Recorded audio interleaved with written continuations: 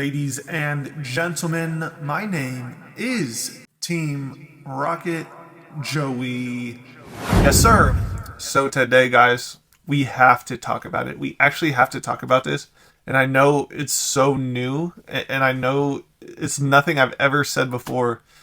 But guys, as we inch closer and closer day by day to the top of the Pokemon market, the market that everyone thinks is going up forever and ever. I sit back and I watch and I read through my comments section every single day, which I do love. I love you guys commenting on my videos. Make sure you leave a like, comment, and subscribe to the channel because I upload every 24 hours to the channel so that you guys have something to watch today that, brings you back down to earth, that, brings the euphoria down for you, really brings some common sense into your life. And hey, that's what I'm here to do. Team Rocket Joey. Who would have thought the Team Rocket character was a common sense guy here? So, as we travel through this blow off top, we have literally everyone. At this point, everyone.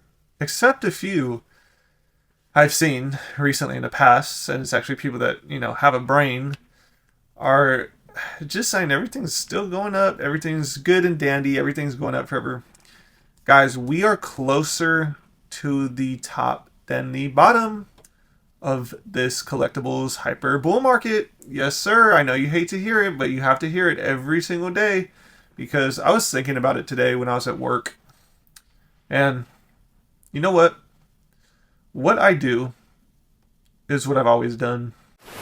Do you have a massive Pokemon sealed collection and you don't know how to track it at all? Go download the Shiny app today on your phone. You will get literally updates every 24 hours, so you are up to date on your sealed investments. Make sure that you go download the Shiny app today. From the beginning of this channel, try to help people because there is a lot of people that are not looking for your best interest.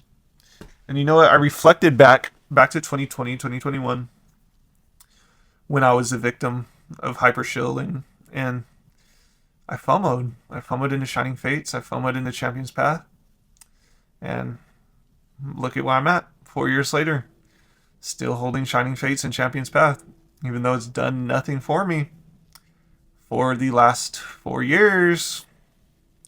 And there's going to be a lot of people in the same situation that I was in, where I was, angry that I got hyper shield. Guys, the people that are telling you that you're angry because you're missing out, you are going to be extremely angry when you understand that you got hyper shield and those people don't care about you and they're not looking out for your best interests. Because I 100% feel 1000% more comfortable being wrong, telling you guys that you shouldn't FOMO, telling you that you probably shouldn't buy 2x, 3x over MSRP, because I literally have done that in the past on brand new sets. And over the next 3 to 4 years, it didn't really play out how the hyper shields were portraying it, that it was going to play out back in 2020 and 2021. So I would feel more comfortable telling you guys to wait, because at some point, this super hype cycle is going to downturn. And once we get to the bottom of the downturn is when it is the worst feeling. Worst feeling. Not worse, because that's where the opportunity lies. At the bottom of the trench. That's where the opportunity is at. And we're just not there. We're the farthest from the bottom. And you know what happens when we get all the way up? We keep going up. Yeah, it's so good. It's going up forever. This time's different. The cycle is broken. The 4-year cycle is broken this time. Oh, I've heard that so many times. But history always repeats itself, unfortunately. And fortunately, because I'm going to get a better opportunity in the future to buy at cheaper prices, buy double the products.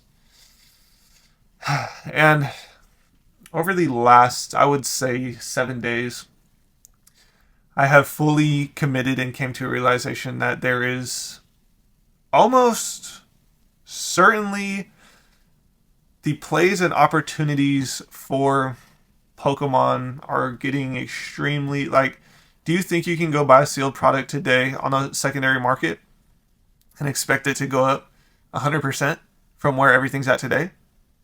Is that, are we comfortable and confident in thinking that way? Because if you haven't checked the prices, they're all up multiple hundreds of percent. Are they going to keep doing that? Are they going to keep moving the same? Have we finally exhausted our wallets? Have we exhausted our money? I don't know. I don't know what your guys' situations are, but I have fully committed and bought into the idea that buying Lorcana booster boxes right now is the best opportunity. And I do indeed believe in Disney. Just my opinion. It's the same situation. I was just talking to my wife about this in the car today. I literally have seen this same exact situation. Let me speak very clearly to the camera here. I have seen this same exact situation in Pokemon. Lorcana is only 2 years old. When Pokemon was 2 years old, how expensive were the boxes? Does anyone know? They were under $100 for booster boxes.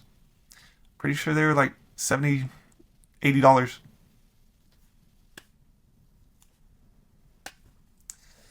So I just need you guys to know where I come from as well is the long-term investment standpoint. I know that there's all of these people telling you that I feel like actually at this point no one's really talking about long-term investing anymore. Everyone's talking about quick flips, what's going to happen in the next 3, 6, 12 months. Who cares? If you don't have anything and you didn't buy in a bear market, who cares? You missed out on opportunity. That's it. It's cut and dry. I feel like at this point, most people know how to invest in the Pokemon cards because there's so many YouTube channels talking about it. And it's like, are you guys still buying these hyper modern boxes at investing, long-term investing into these boxes at $300 a box? I need to know, actually. Let me know down in the comment section below. Are you guys still buying hyper modern booster boxes at $250 to $350 to $400 a box? Betting against the Pokemon Company? That's crazy work. That's diabolical work. When you could be buying the first edition, first set of Lorcana for $220 a box today.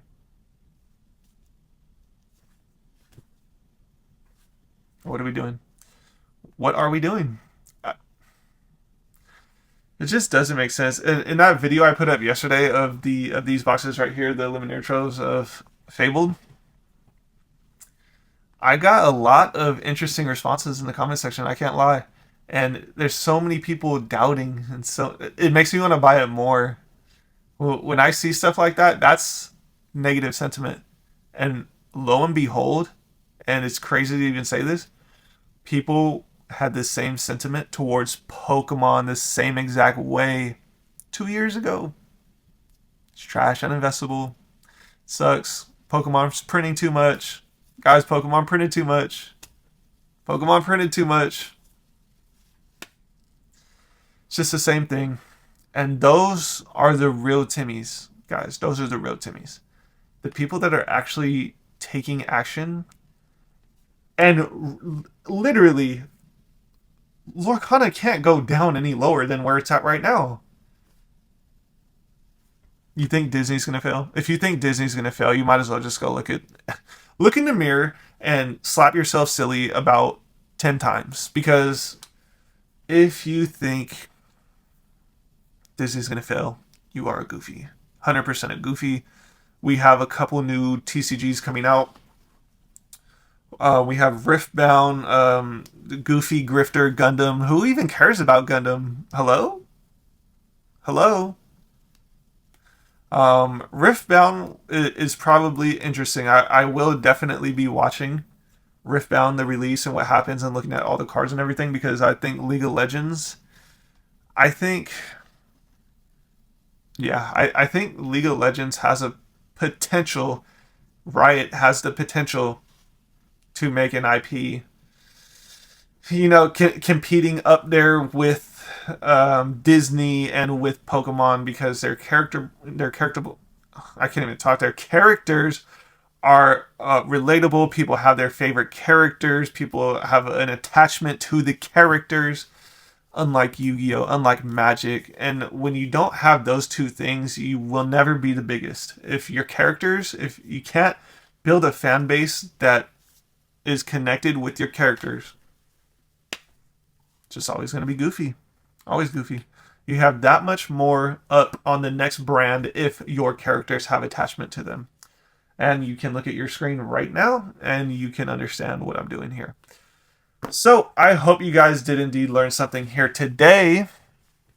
And I hope, because I was watching a PokeChuck video and he was talking about his personal fear and greed index for Pokemon. And I have been saying this for a while now, that Pokemon is in extreme greed. And you know what happens when we go into extreme greed on the fear and greed index? Usually means we start going the other way. But anything can happen, and Pokemon and Pokemaniacs will be indeed Pokemaniacs and continue to buy and shovel in extreme risk. And I'll just continue to buy Lorcana booster boxes. The first chapter.